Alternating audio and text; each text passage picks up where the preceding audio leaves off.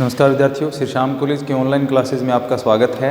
इस क्लास में हम बीए बीएड सेकेंड ईयर तथा बीए फर्स्ट ईयर के लिए समुद्र विज्ञान पढ़ रहे हैं, जिसमें हम महासागरीय नितल के उच्चावच पढ़ रहे हैं, जिसका ये 8वां भाग है। महासागरीय नितल के उच्चावच में हम अटलांटिक महासागर के नितल उच्चावच पढ़ रहे हैं।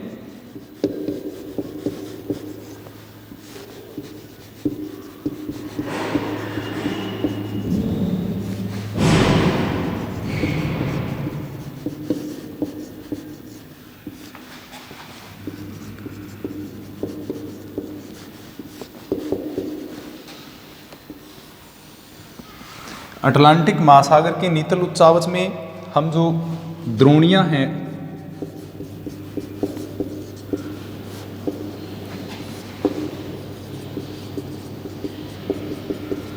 उनके बारे में पढ़ रहे थे। सबसे पहली जो द्रोणी आती है वो है लेब्राडोर द्रोणी नंबर 1 पर। नंबर 2 है उत्तरी अमेरिका द्रोणी। अब जैसे कि मैंने आपको बताया, जो अटलांटिक महासागर है वो ऐसा आकृति में फैला हुआ है और उसके बीच में ऐसा आकृति में ही मध्य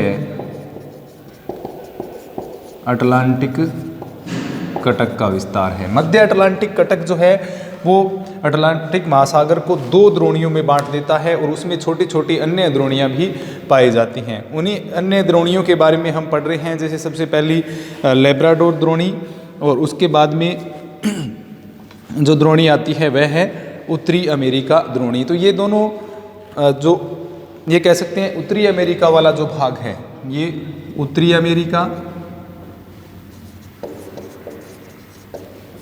और ये है दक्षिणी अमेरिका वाला भाग। ये यूरोप वाला भाग है और इसके बाद में ये है अफ्रीका महाद्वीप वाला भाग। तो यहाँ जो सबसे पहली द्रोणी आती हैं उनमें लेब्राडोर, दूसरी उत्तरी अमेरिका द्रोणी। जो पहली लेब्राडोर द्रोणी है उसके बारे में हमने पढ़ लिया था कि ये जो द्रोणी है ये ग्रीनलैंड से लेकर के न्यू फाउंडलैंड के बीच में फैली हुई है और इसकी औसत जो गहराई है वो 4000 मीटर के आसपास में है, जो पहली द्रोणी है। उसके बाद में उत्तरी अमेरिका द्रोणी की बात करें तो उत्तरी अमेरिका जो द्रोणी है वो जो अटलांटिक महासागर, उत्तरी अटलांटिक महासागर है उसकी सबसे बड़ी द्रोणी है। ये उत्तरी अटलांटिक महासागर की सबसे बड़ी द्रोणी है। इसका विस्तार है वो 12 डिग्री से लेकर के 40 डिग्री उत्तरी अक्षांशों के मध्य है, उत्तरी अमेरिका के पास में 55 डिग्री पश्चिमी देशांतर के पास में। और इसकी जो औसत गहराई की बात करें तो ये 5000 मीटर के आसपास औसत इसकी गहराई है।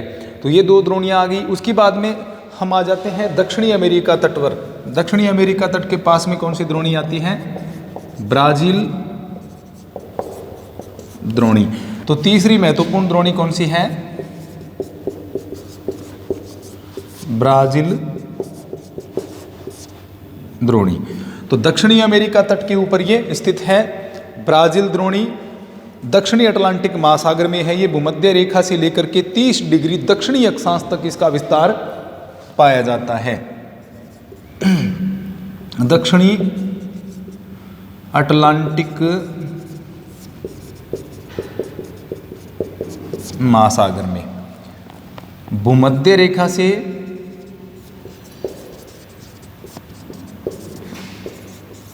30 डिग्री दक्षिणी अक्षांश तक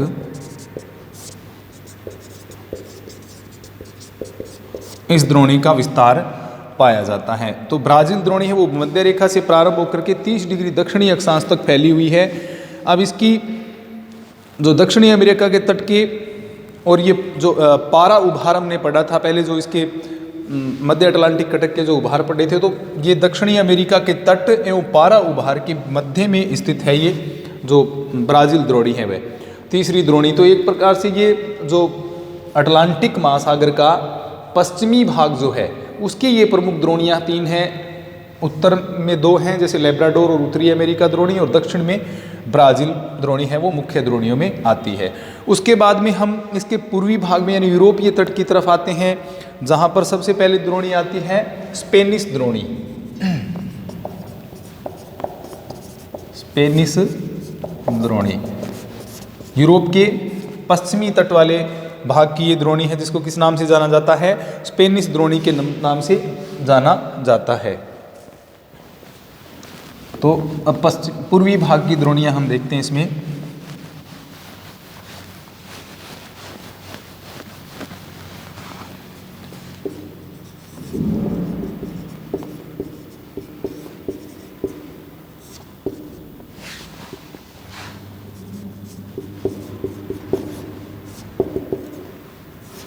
नंबर 4 स्पेनिश द्रोणी मध्य अटलांटिक कटक के पूर्व में और आइबेरियन प्रायद्वीप के पास में स्थित है। ये मध्य अटलांटिक कटक के पूर्व की ओर और आइबेरियन तट के पास।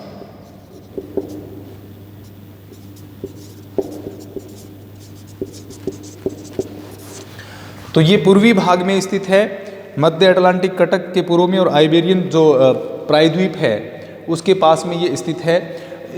इस द्रोणी का जो विस्तार है वो 30 डिग्री से लेकर के 50 डिग्री उत्तरी अक्षांशों में, यानी उत्तरी अटलांटिक महासागर की द्रोणी है।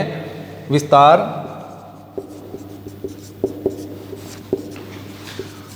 30 डिग्री से 50 डिग्री उत्तरी अक्षांशों के मध्य में ये फैली हुई है स्पेनिश द्रोणी। इस द्रोणी की कुल गहराई की बात करें तो ये लगभग औसत गहराई है इसकी 5000 मीटर के आसपास। 5000 मीटर औसत गहराई। तो ये होगी स्पेनिश द्रोणी, जो कि 30 से लेकर के 50 डिग्री उत्तरी अक्षांशों के बीच में फैली हुई है, जो कि अटलांटिक कटक जो है, मध्य अटलांटिक कटक जो है उसके पूर्वी भाग में इस द्रोणी का विस्तार पाया जाता है। उसके बाद में उत्तरी तथा दक्षिणी कनारी बेसिन आता है, या कनारी द्रोणी उसको हम कह सकते हैं। उत्तरी तथा दक्षिणी कनारी, उत्तरी तथा दक्षिणी कनारी, ये जो स्पेनिश द्रोणी है उसके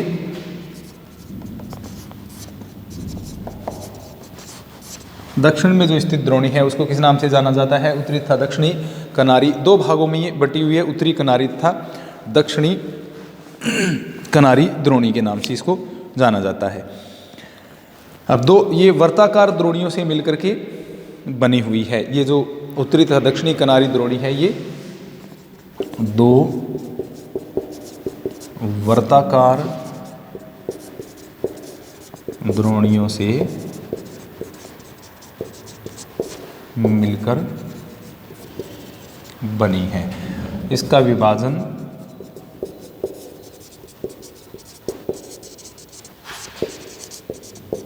उच्च भूमि द्वारा होता है। दो भागों में वर्ताकार दो द्रोणियों से मिलकर के बनी हुई है और ये उच्च भूमि के द्वारा दो भागों में बंटी हुई है। उसके बाद में अगली जो द्रोणी आती है वह है केप वर्डे द्रोणी या Cape Verde basin.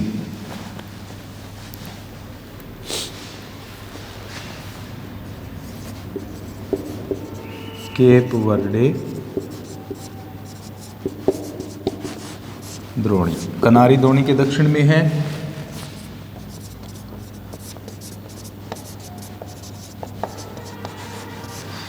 Cape Verde द्रोणी ये है कनारी जो द्रोणी है उसके दक्षिणी भाग में स्थित है। मध्य अटलांटिक कटक और अफ्रीका के मध्य ये स्थित है। ये मध्य अटलांटिक कटक और जो अफ्रीका वाला भाग है उसके बीच में स्थित है। मध्य अटलांटिक कटक एवं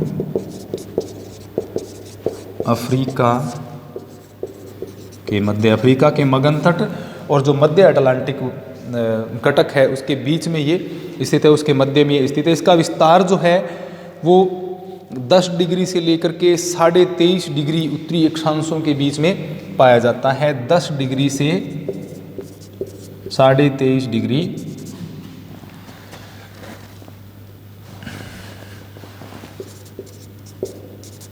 डिग्री अक्षांशों के बीच में ये फैली हुई है। यानी ये भी उत्तरी अटलांटिक महासागर की एक द्रोणी है। 10 डिग्री से लेकर के 23.5 डिग्री जो उत्तरी अक्षांश हैं उनके बीच में ये फैली हुई है। औसत गहराई की बात करें स्पेनिश द्रोणी के जैसे ये भी 5000 मीटर गहराई तक इसका विस्तार पाया जाता है। तो ये उत्तरी अटलांटिक महासागर की एक और द्रोणी होगी उत्तरी पूर्वी भाग में। इसके बाद में जो द्रोणियां हैं वो दक्षिणी अटलांटिक महासागर की द्रोणियां हैं अधिकांश। जैसे अगली जो द्रोणी है गायना, वो भी उत्तरी अटलांटिक महासागर की ही द्रोणी है, गायना द्रोणी। गायना द्रोणी ये भी केप वर्डे द्रोणी के जस्ट दक्षिण में ही है। गायना द्रोणी ये अफ्रीका और मध्य अटलांटिक कटक के बीच में फैली हुई है। जो गायना द्रोणी है वो गायना कटक था सिएरा लोन के मध्य कह सकते हैं हम। अगर मगन तट की बात करें तो अफ्रीका वाला बात जाता है। तो इसमें विस्तार है और इसकी गहराई की बात करें तो लगभग 4000 से लेकर के वही 5000 मीटर तक इसकी गहराई है वो पाई जाती है। विस्तार देखें तो गायना जो द्रोणी है वो यही 8 डिग्री उत्तरी अक्षांश से लेकर के 10 से 12 डिग्री उत्तरी अक्षांशों के बीच में इसका विस्तार देखने को मिलता है। गायना द्रोणी के बाद में अगली जो द्रोणी है वह है अंगोला द्रोणी।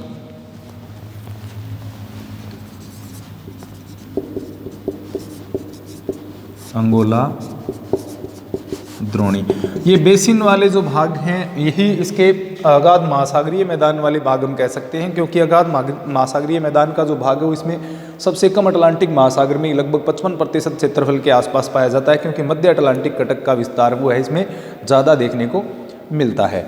इसके बाद में अंगोला जो द्रोणी है वो अफ्रीका तट से प्रारंभ होती है और जो वाल्विस कटक है उससे उस तक चली जाती है। अफ्रीका तट से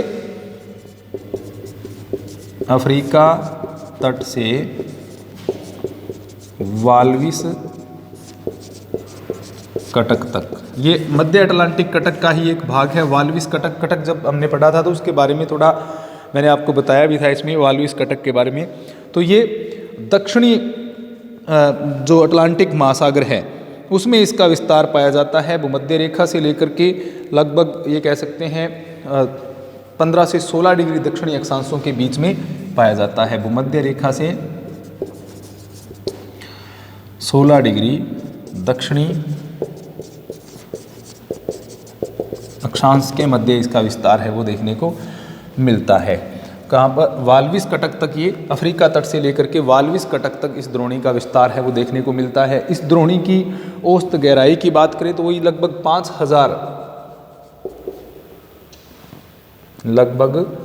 5000 मीटर के आसपास अंगोला द्रोणी की गहराई पाई जाती है। तो यहाँ पर वाल्विस कटक के पास में कौन सी द्रोणी है? अंगोला द्रोणी का विस्तार देखने को मिलता है। इसके बाद में अंगोला द्रोणी के बाद जो मुख्य द्रोणी है उसमें आती है केप बेसिन, जो कि दक्षिणी अफ्रीका के पास में है।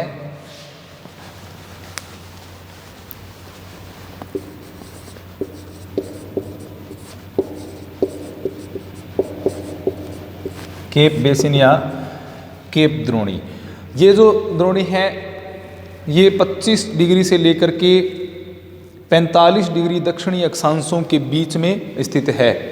25 डिग्री से 45 डिग्री दक्षिणी अक्षांश के बीच में ये स्थित है। यानी ये कह सकते हैं दक्षिणी अफ्रीका का तटीय भाग है, वहाँ से ये प्रारंभ होकर के उसके दक्षिण तक ये चली जाती है। इसकी औसत गहराई वही 4000 से लेकर के 5000 मीटर के आसपास में स्थित है। मध्य अफ्रीका के पश्चिमी भाग में, दक्षिणी अफ्रीका के पश्चिमी भाग में इसका विस्तार है वो देखने को मिलता है। उसके बाद में और नीचे की तरफ जाएं तो यहाँ पर आती है अगुलहास द्रोणी।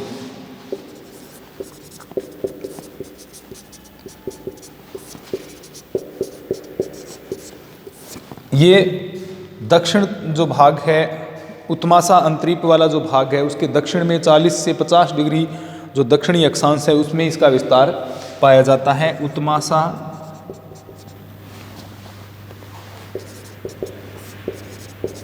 अंतरीप के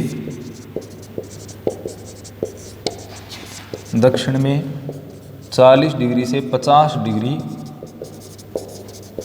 दक्षिणी अक्षांशों के मध्य में अगुलहास द्रोणी का विस्तार देखने को मिलता है। तो यहाँ पर अंगोला द्रोणी के बाद आती है दक्षिणी अफ्रीका के तट के पास में केप द्रोणी, और उसके बाद में अंत में आती है अगुलहास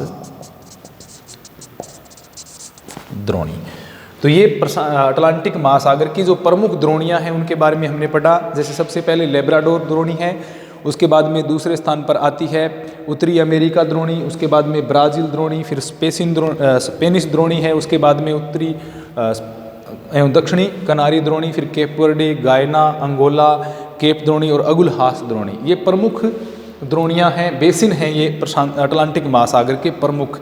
जैसे कि हमने देखा अटलांटिक महासागर में जो मध्य महासागरीय कटक है, मध्य महासागरीय कटक अटलांटिक महासागर को दो बेसिन में बांट देती है, दो द्रोणियों में बांटती है, पश्चिमी एवं पूर्वी। उसमें भी अलग अलग छोटी छोटी द्रोणियां पाई जाती हैं। तो ये अगाध महासागरीय मैदान के ही एक प्रकार से हम भाग इन द्रोणियों को कह सकते हैं। इसके बाद में अगला जो उच्चावच आता है अटलांटिक महासागर में, हमने मगन तट, मगन ढाल, द्रोणियाँ सारी चीज़ें हैं जो पढ़ ली हैं। इसके बाद में आती हैं महासागरीय गर्त या डीप्स, ओशियन डीप्स, अगाध महासागरीय मैदान के बाद में गर्त, द्रोणियाँ हमने पढ़ ली। उसके बाद आते हैं महासागरीय गर्त या डीप्स, महासागरीय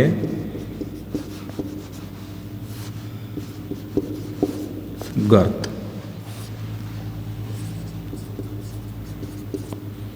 महासागरीय गर्त जो हैं, अब यहां पर मरे के अनुसार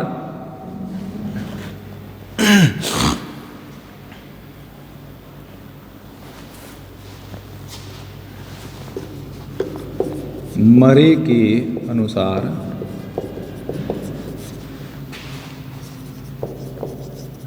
अटलांटिक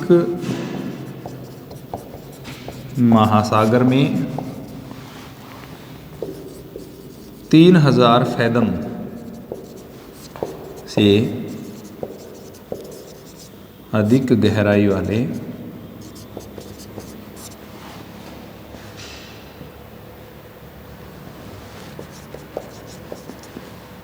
19 गर्त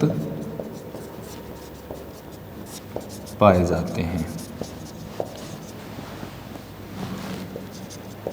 मरे जो कि एक प्रसिद्ध समुद्र विज्ञानी जिनको हम कह सकते हैं, तो अटलांटिक महासागर के तटों के सारे जैसे कि अभिनव वलन हैं उनकी उपस्थिति नहीं पाई जाती, यानी नवीन वर्त जो हैं उन जो वलन हैं उनकी यहाँ पर उपस्थिति नहीं पाई जाने के कारण यहाँ पर गर्तों की संख्या भी क्या है, कम पाई जाती हैं, गर्त कम पाए जाते हैं। तो मरे के अनुसार 3000 फैदम से अधिक केवल जो गहरी गर्त हैं उनकी संख्या केवल 19 हैं, जिनमें पोर्टोरिको गर्त सबसे प्रमुख गर्त है। पोर्टोरिको गर्त सबसे पहला गर्त है, ये उत्तरी अटलांटिक महासागर में स्थित है। पोर्टोरिको गर्त जो कि लगभग 8,385 मीटर के आसपास इसकी गहराई है। इसके बाद में अन्य गर्तों में जैसे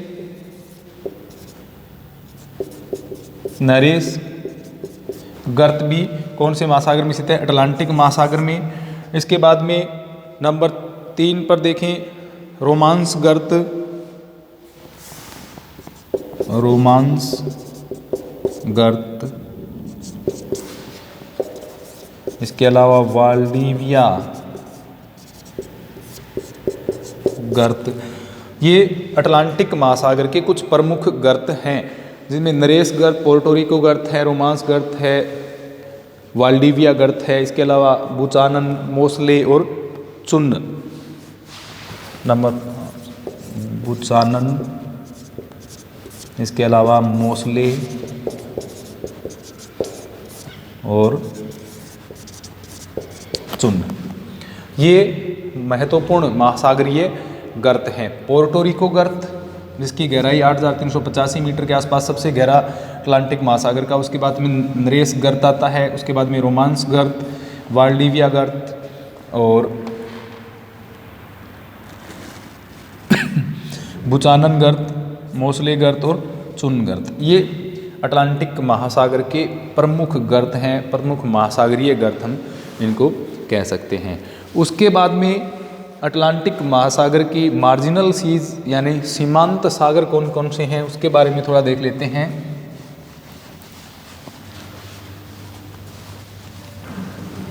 तो अटलांटिक महासागर में कुल कितने गर्त हैं? 19। मरे के अनुसार 3000 फैदम की गहराई से अधिक गहराई या 3000 फैदम से अधिक गहराई वाले जो गर्तों की संख्या है वो कितनी है? 19 है। अब यहाँ पर प्रमुख सीमांत सागर कौन कौन से हैं? सीमांत सागर, तो अटलांटिक महासागर के सीमांत सागरों में पहले भी हमने देखा था मैक्सिको की खाड़ी है, बाल्टिक सागर है, उत्तरी सागर है, इसके अलावा रूम सागर है। ये प्रमुख हैं, रूम सागर, बाल्टिक सागर और उत्तरी सागर, ये प्रमुख इसके सीमांत सागर हैं। इसके अलावा कैरेबियन सागर है, मैक्सिको की खाड़ी है, कैरेबियन सागर, मैक्सिको की खाड़ी, बैफिन की खाड़ी, इसके अलावा हडसन की खाड़ी, ये प्रमुख इसके सीमांत सागरों में आते हैं। रूम सागर, कैरेबियन सागर, मैक्सिको की खाड़ी, बाल्टिक सागर है, उत्तरी सागर कैरेबियन है, बेफिन की खाड़ी है और हडसन की खाड़ी, ये अटलांटिक महासागर के प्रमुख सीमांत सागरों में आते हैं। तो ये था अटलांटिक महासागर का नीतलीय उच्चावच। आगे हम प्रशांत महासागर के नीतलीय उच्चावच के बारे में पढ़ेंगे। धन्यवाद।